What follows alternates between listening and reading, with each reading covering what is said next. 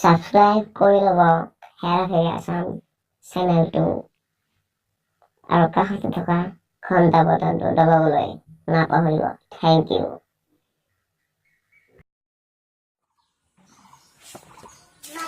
বাপ্পা চশমাযোৰ নহ'লেও আকৌ মনবেই নৰা আছো আই। আমাৰ ই কৈ আই আজি অহা নাই নেকি?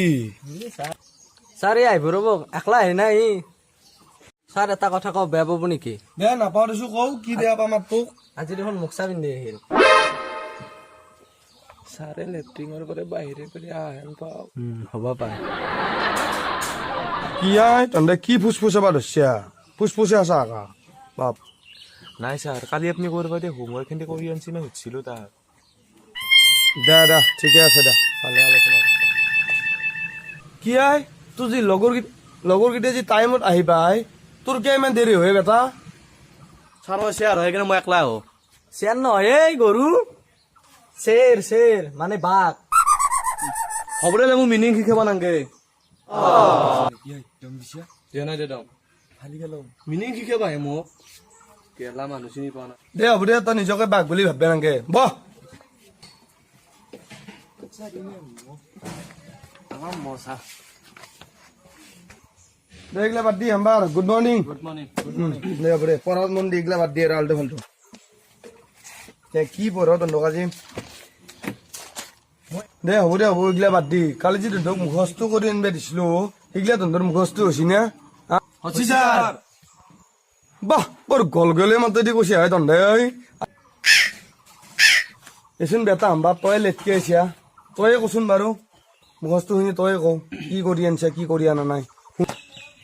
তহঁতক ফাৰাৰৰ কাহিনীটো মুখস্থ কৰিব দিছিলো, মনত আছে নে নাই? ঠিক আছে গুড। দে টুপি আল্লা তয়ে কচোন, টুপিডাল পিন্ধি আহিছা। ঐ মইতো মাৰ কাহিনীটো পঢ়িছো, কি কৰো এতিয়া? তোৰ বাপেৰে কাহিনীটো কৈ দি কৰি হ'বনে? হ'ব দে। আমাৰ দেউতা ৰাতিপুৱা 7টা বজাতে উঠি হাল লৈ যায়। যদি পন্তা ভাত খাই হাল লৈ যায় আৰু টিপৰা 12টা বজাত গৰুলা দিবা আহে আৰু মই ঘৰৰ মোবাইল টিপি থাকোঁ, গধূলি মাৰ খাই পৰি থাকে। খালি বেটা তই মোৰ মাথাটো গৰম কৰিলি। ঘৰৰ কাহিনী নি পেলাই কিতাপ ধুমিলি তই বেটা। শেষ কৰলি। ছাৰ মুজা লাগছি। তুই আহিবা 10 মিনিট নাই, তোর মুঠো লাগিলে নেকি? বহু মূত্রটো গৈছি নেকি তোর? হ্যাঁ খালি মুঠুকে থাকা আর বেলেগ কাম নাই। হামবারে কর দি কাঠির পরে মুঠিয়া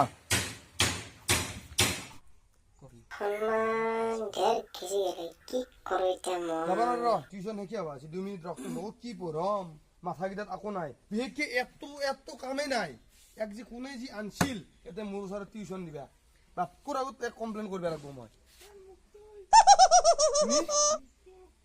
বাপরে মুক্ত হ্যাঁ তোদের নাম কিয় ক'বা হা? হ'ব আকো নহয় হৈছে দে, এতিয়া হেৰি হাল্লা কৰিব নালাগে। দেছো বাপা তয়ে কওঁ ৰকচোন মানে তই কচোন কাৰ্বন ডাই অক্সাইড গেছ ক'ত পোৱা যায়? 1 মিনিট ইটানে কৈ আছো। হয় পাৱাৰ কি আৰু থোৱা ওলাবা ধৰিলা কাই।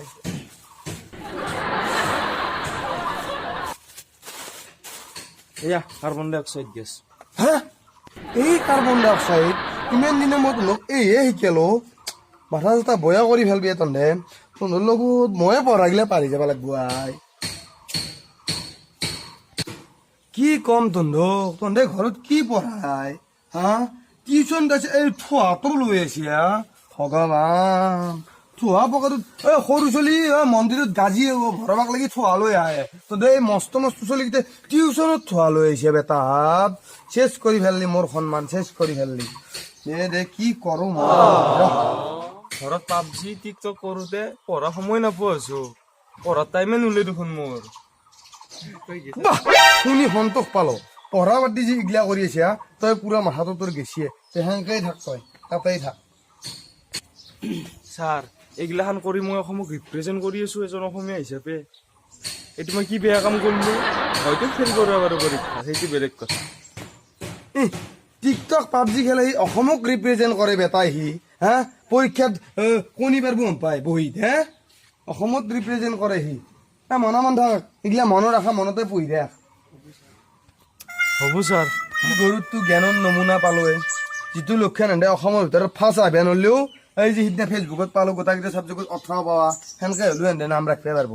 দে প্ৰাণজিৎ তয়ে কচোন কিছুমান কথা। আমি দেৱালী কিয় পালন কৰোঁ সেইটো কথা কচোন হিন্দু মানুহ হিচাপে। ছাৰ ভগৱান ৰামে 4 বেৰত মেট্ৰিক পাছ কৰিছিল, সেইকাৰণে চবে ছাৰ চাকি বন্তি জ্বলে, দেৱালী আমি সেইকাৰণে পালন কৰোঁ।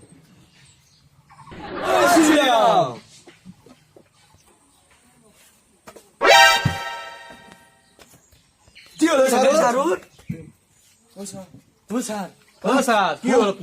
তহঁতে মোক যিটো লক্ষ্য লবি পাগলা কৰবি। মই তহঁতৰ টিউচন আজিৰ পৰা বাপ দেউতাই সিহঁতক কৈ মোক পইচাও নাংগে, আজিৰ পৰা মই তহঁতৰ টিউচনো বাদ দিলোঁ। তহঁতে ৰামায়ণে মহাভাৰতে আনি থোৱাই পলিথিন আনি মোৰ মাথাটো কিবা কৰি পেল দিয়ে। ময়ে পাৰি যাম এতিয়া পঢ়াৰ কথা। দে বাপ্পা ঐ অশান্তি পালোঁ দেই। তই কি ফেল দে এইটো কি কিবা আনছিল চা। তই কচোন হাম্বাৰ, ৰাস্তাত যদি এটা বোমা পৰি থাকে তই কি কৰবি? ছাৰ 2-3 ঘণ্টামান চাম, যদি কোনো নাই আমাৰ ডাঙৰ ঘৰটোত নি চালপিয়া তল সুমিয়াই থৈ দিম ছাৰ। বাহ বাহ, তোৰ উত্তৰ পাই মই খুজ হৈ গলো। তোৰ ভৱিষ্যত আছে, হয়তো তোৰ বমে এটি উৰি যাব পাৰা মানুহটো, কিন্তু তোৰ ভৱিষ্যত আছে। ছাৰ মই ভালকে কৰক নে বেয়াকে কৰক ক'ব নোৱাৰো আৰু ছাৰেহে বুজি পাব আৰু কি কৈছে। চোন দীপংকৰ তয়ে কওঁ, তোৰ জীৱনৰ কাহিনী এটা কওঁ তই। দে কওঁ। ছাৰ কালি মই জিএফক ফোন কৰিছিলোঁ, তাই ফোনটো উঠোৱা নাই, ঘুমি আছিল নেকি, আৰু টোপনিৰ পৰা উঠি কিনে তাই মোক ফোন মাৰিছিল, ময়ো উঠোৱা নাই। আমি জুবিনদাৰ মানুহ, কাকো খাতিৰ নকৰোঁ। জয় জুবিন দা। জয় জুবিন দা। ইগলা কি কাহিনী শুনিলে তই? ইগলাৰ পৰা আমি কি শিক্ষা পাওঁ সেইটো কচোন। ছাৰ শিক্ষাটো বাদ দিয়ক, তাই মোৰ লগত কিয় নাই কৰিব লাগে, তাই মোৰ লগত কিয় নাই কৰিব লাগে। সেই ভাংবুৱে গিলা বেৰাংচি ৰাংচি ছাৰো যাব। বংশী চংশী ভাঙি ফেল বিয়াই এইহে শিকছে ৰন্ধে। বাপ্পা ঐ পাৱাৰ হেন্দৰ, বাপ্পা ঐ হেন্দে গাৰ্লফ্ৰেণ্ডৰ কাহিনী কয়, পাছত তহঁতে জহান নামে গৈছা, বাহাত তহঁতে শনি লৈ গৈছা, পাছত তহঁতে বৰবাদ হবি। খালি মোক টিউচনৰ পইচা কেইটা আনি দিবি, আজিৰ পৰা টিউচন নাই। বাপ্পা ঐ যাওঁ দেই মই।